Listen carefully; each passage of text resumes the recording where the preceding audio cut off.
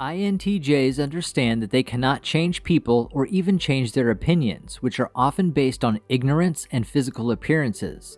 Just because they don't want to make a lot of friends and only have a small, trusted circle doesn't mean they're your enemies. INTJs understand the feeling of disappointment and being let down better than any other personality type, which has an incredible effect on their human understanding. They don't hate anyone, but it makes them strong and powerful on the inside. As you know, an INTJ happens to be one of the rarest personality types out of all the Myers-Briggs personality types. But is being rare the only reason why getting along with other people is so hard for them? Apparently, people seem to dislike them for a lot of reasons, and today I'm going to talk about the top 7 reasons why people don't like the INTJ very much. The last 2 on today's video will probably surprise you whether you're an INTJ or not. Make sure to leave a comment and let me know what you think of them. Let's get into it. Welcome to Success for Breakfast, where I'm serving up brain food made simple. Hit that subscribe button to get the latest videos created to give you the tools to level up your life. Starting us off today is INTJs are not expressive and may appear distant. This personality type rarely thinks about societal expectations, and they don't believe in wasting time attempting to meet everyone else's expectations. People generally dislike them because of their lack of social skills and their lack of engaging replies. For example, if you're having a really fantastic day and are in a cheerful mood, then proceed to tell your INTJ friend about it, don't expect anything more than a faint grin and a nod. They will not return your energy, and if you aren't that close, it may actually feel really rude to you. Honestly, they're not doing it on purpose. They have so much to plan, fix, arrange, and perfect that they don't have the mental energy to devote to things like politeness. If it's your birthday, expect your INTJ friend to give you a thoughtful gift, but don't expect them to be enthusiastic or emotional. Feeling emotions and actually expressing those emotions are two distinct things, and it is sometimes difficult for an INTJ to bridge the gap between the two. Next up in number 6 is INTJs are hard to understand and very independent. When you live in a society, there are moments when you need other people and times when they need you. That's just how the world works, and there's no shame in acknowledging that you're not always self-sufficient. The architect personality type does not fit into this category, however. Because they are already emotionally distant, needing other people would require them to express their emotions or admit that they are unable to accomplish things for themselves. Their cognitive function, introverted feeling, is to blame for this because it's the reason why they are continuously spinning in circles in their heads and never share it with anyone.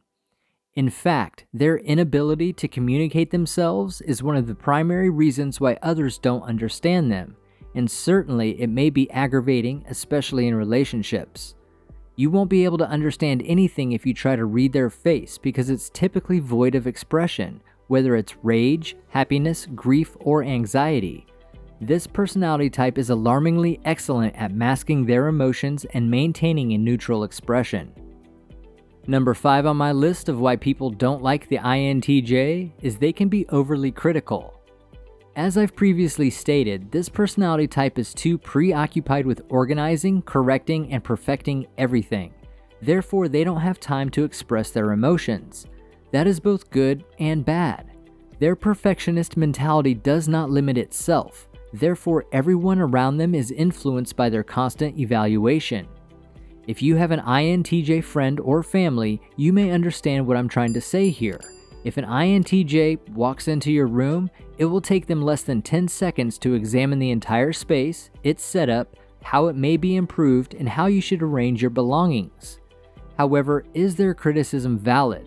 That's the real question. If you think about it, the critique is well intended. They truly want you to grow and become a better person. For most other people, the motivation behind the critique is jealousy or hatred. However, when it comes to the architect personality type, you can always bank on them not being envious of you. They simply want you to improve yourself, which is why they encourage you to work on whatever aspect they regard as lacking. Next up at number 4 is INTJs prefer their alone time. As you can probably guess if you didn't already know, INTJs are extremely introverted in nature, and for those people who aren't that close to them, it can seem a little offensive. For example, if the architect personality type is new to a social circle and people ask them to tag along and go out, their reaction is almost always no. Do you remember when I said they don't have a lot of social skills, are emotionally lethargic, and can be unnervingly quiet and expressionless? These are some of the characteristics that make it difficult for newcomers to like an INTJ, and is also one of the main reasons the INTJ personality type is so misunderstood. The bottom line is they like their alone time. Not because they're antisocial, it's actually the exact opposite when they are around the right people. It's because they need that time for their mind to develop all the thoughts and ideas that their introverted intuition is trying to tell them. INTJs are known for self-reflection and self-development, and simply need that alone time to work out what's going on in their heads. Be sure to hit that like button if you've gotten some value from this video so far. That signals YouTube that you think other people could benefit from this video too. Starting our top 3 reasons why people don't like an INTJ is they can be slightly obsessive. Focusing on something is one thing, and it is often regarded as a positive trait, but obsessing over it to the point where all that passes through your mind is the one specific thing can become toxic. People who have spent years with an INTJ become accustomed to their habits, and they sometimes show flexibility, and sometimes force them to show some flexibility. However, when a new person is around the architect personality type, their concern for having things organized, doing their absolute best at everything, and disciplining themselves to do even better than that may be tedious and frustrating. This is due to their cognitive function, introverted intuition. They have a tendency to spend a lot of time processing everything new that comes into their thoughts, trying to figure out the most efficient and effective solutions, and that can make them difficult to tolerate. As I've previously said, the meticulous tendency can be helpful at times, but it can also be quite bothersome, especially if you're new to the friend circle of an INTJ.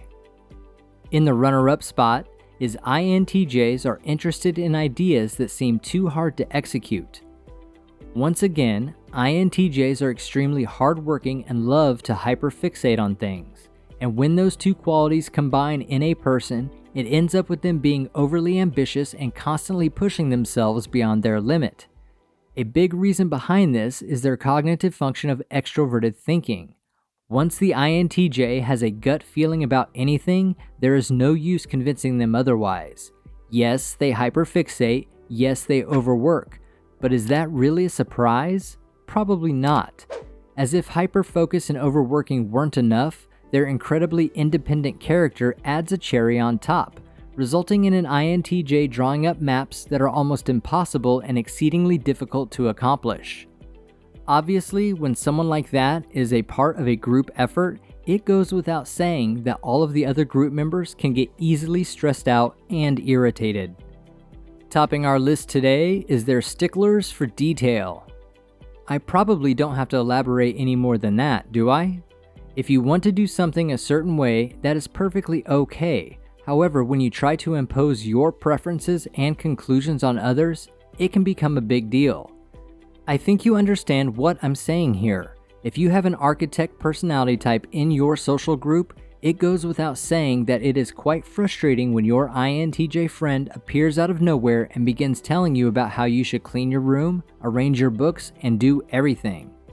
If you've been friends with an INTJ for a while, you understand their nature, and sometimes you're the one who displays flexibility, while other times you encourage them to be patient and restrained.